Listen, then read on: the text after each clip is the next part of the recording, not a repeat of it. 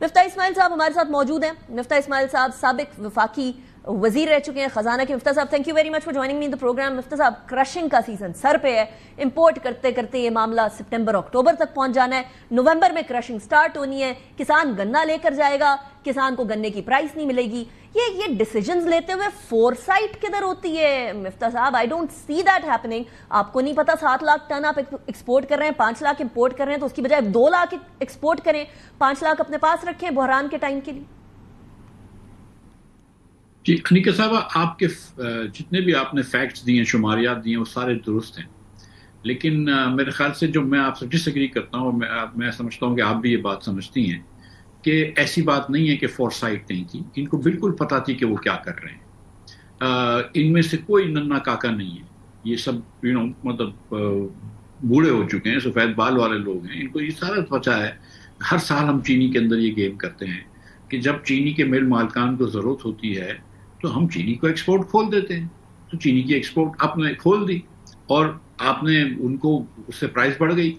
کبھی افغانستان چلے جاتی تھی, اس بار فوج نظر افغانستان کے اوپر وہ پہرا دے رکھا, وہاں نہیں جا سکی تو انہوں نے جا کے ایکسپورٹ کر دی. اب آپ نے 7.5 لاکھ ٹن ایکسپورٹ کی, اور ساتھ میں آپ نے یہ لوگوں سے یہ وعدہ کیا کہ اگر 140 پہلے 130 پھر 140 روپے سے پرائس بڑھ جائے گی تو ہم اس کو روک دیں گے, لیکن ایکسپورٹ کی پرائس نہیں روکی. تو آپ اس کا مطلب یہ ہے کہ جو یہ کر رہے تھے وہ ایک دم جان بوجھ کے کر رہے تھے, اور اب جو کر رہے ہیں وہ بھی جان بوجھ کے کر رہے ہیں. اور میں آپ کو ایک گزارش کر دوں کہ یہ جس وقت چینی آئے گی, نومبر سے پہلے چینی نہیں آئے گی, جب کرشنگ شروع ہو جائے گی. لیکن نومبر کی 28 تاریخ 30 تاریخ تک تو کرشنگ کا ڈیڈ لائن ہے نا مفتاح صاحب, اس ٹائم تک تو کرشنگ شروع ہو جائے گی, تو چینی تو ویسے بننا شروع ہو جائے گی. جی, تو اس وقت کیا ہوگا کہ جب چینی کی گلٹ ہو جائے گی مارکیٹ میں, تو کچھ دنوں کے لیے چینی کی پرائس کم ہوگی. جب چینی کی پرائس کم ہوگی تو سارے سال کے گنے کی پرائس کم ہو جائے گی, اور مل والے جو ہیں وہ سستا گنا لے لیں گے. فارمرز کو تو آپ نے ویسے ہی مار ڈالا ہے ویٹ سے. میں تو فورسائٹ کی کمی کی وجہ سے مفتاح صاحب یہ کہہ رہی تھی کہ فورسائٹ کی کمی غلطی ہو گئی نا. آپ تو سیدھا سیدھا سازش کی طرف اشارہ کر رہے ہیں. مطلب سازش نہیں, اس میں کوئی سازش نہیں ہے. پھر کیا ہے سازش چھپی ہوتی ہے. سازش تو وہ ہوتی ہے کہ جو آپ بند کمروں میں کرتے ہیں. یہ تو کھلے عام کیا گیا ہے نا, اور یہ پہلی مرتبہ تو نہیں ہے نا. آپ شہباز شریف صاحب کے, محترم شہباز شریف صاحب کے ٹویٹس دیکھیں 2019-2020 کے, کہ انہوں نے کس طرح عمران خان کو یہ کہا ہے کہ تم یہ جو کر رہے ہو یہ غلط کر رہے ہو. تو پھر شہباز شریف صاحب کی حکومت میں ایسا کیوں ہو رہا ہے مفتاح صاحب؟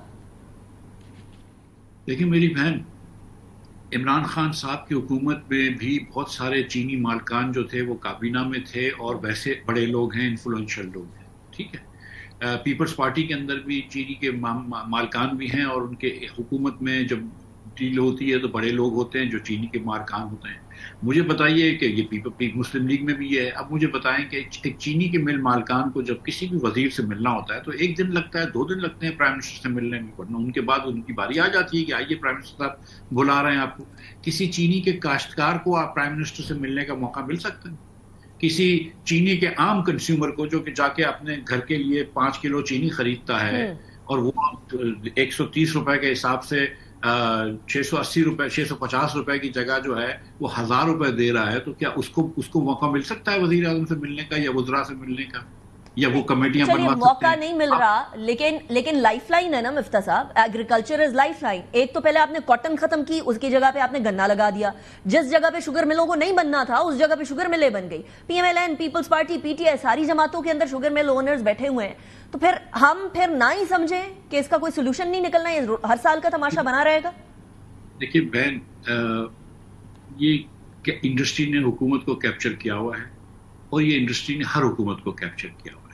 یہ جو انڈسٹریلسٹ ہوتے ہیں, یہ نہیں ہوتا ہے کہ یہ صرف پی ٹی آئی والے ہوتے ہیں یا پیپلز پارٹی والے ہوتے ہیں. یہ انڈسٹریلسٹ سارے آپس میں دوست ہوتے ہیں, اور کسی کی بھی حکومت ہو وہ سب مل کے ساتھ چلے جاتے ہیں. نمبر 1, یہ بات تو ایک دم سمجھنی چاہیے. دوسری بات یہ کہ ہماری حکومت کے نظام ڈس فنکشنل ہو گیا ہے.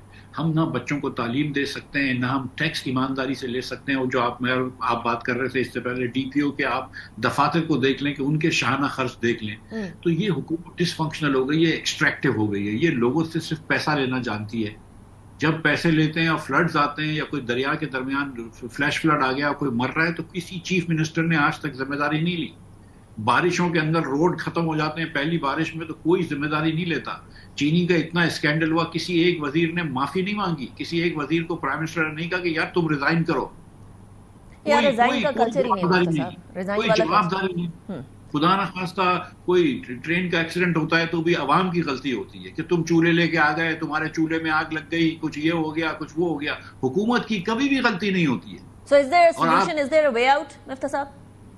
There is a way out, which is to basically to actually ignore the sugar industry and just, and get out of this business. میں آپ کو سچ بتاؤں کہ حکومت کا کوئی کام نہیں ہے کہ یہ اس کا, اب حکومت کا جو کام ہے نا وہ پولیس چلانا ہے. حکومت پولیس نہیں چلا سکتی. آپ پورے کراچی سے لے کے خیبر تک ایک ایف آئی آر فری میں نہیں کٹوا سکتے. ہر پارٹی کی حکومت ہے نا, آپ کٹوا کے دکھا دیں ایک فری میں ایف آئی آر کسی پولیس والے سے, وہ نہیں ہو سکتا. حکومت کا کام ہے ڈاکخانے چلانا, وہ نہیں چلا سکتی. حکومت کا کام ہے کچھ سڑکیں بنانا, وہ اچھی طرح وہ بھی نہیں بنا سکتی. حکومت کے جو کام نہیں ہے, یہ چینی کے اندر آپ کی کوئی ذمہ داری نہیں ہے. Miftah Saab, basically you're saying that deregularization is of utmost importance. Thank you very much.